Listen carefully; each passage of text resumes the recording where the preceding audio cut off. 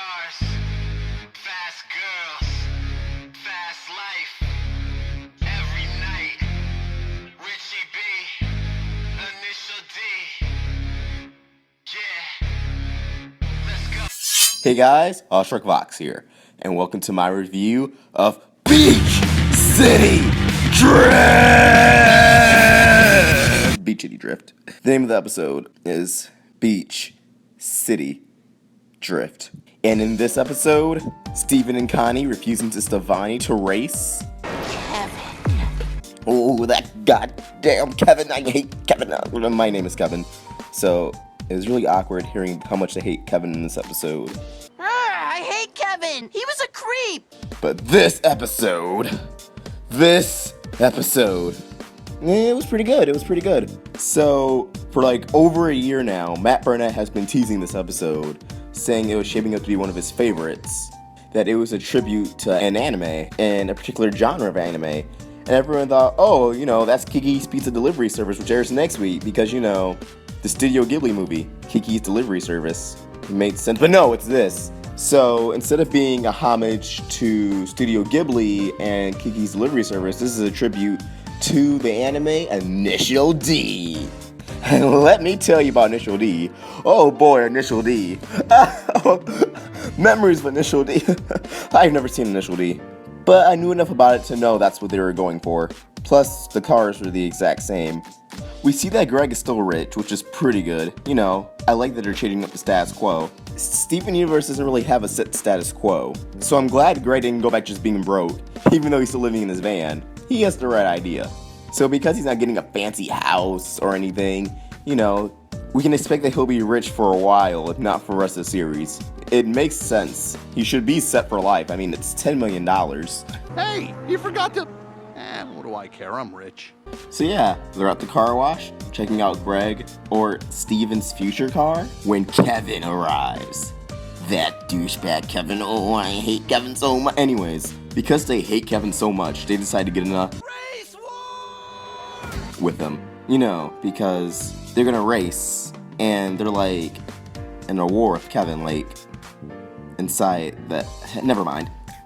Something I really enjoyed about this episode was how the cars were kind of CGI. I think that's a reference to Initial D and their racing sequences. And the art and this animation in this episode was amazing. I can see why this is one of Matt Burnett's favorites. There was so much attention to detail. At one point, it was focusing on Stevani's right hand and then focusing to their left. That's the kind of detail you don't usually see in animation. And well, Kevin was right. The view is beautiful. I also like how Ronaldo in this episode, he was still being his usual geeky and over-analytic self, but here, instead of making some crackpot theory, he was just geeking out over cars. And it really worked out, even though, instead of having a car, he had a scooter, which gave it a bit of irony. Seeing Stevani again was great, and this episode confirmed it. Stevani has gender-neutral pronouns. Oh, but they know they're a fusion of Steven and Connie. That's why they said that. No, don't ruin this for people. I'm going to make a video going in depth on why it's important Stevani uses these pronouns.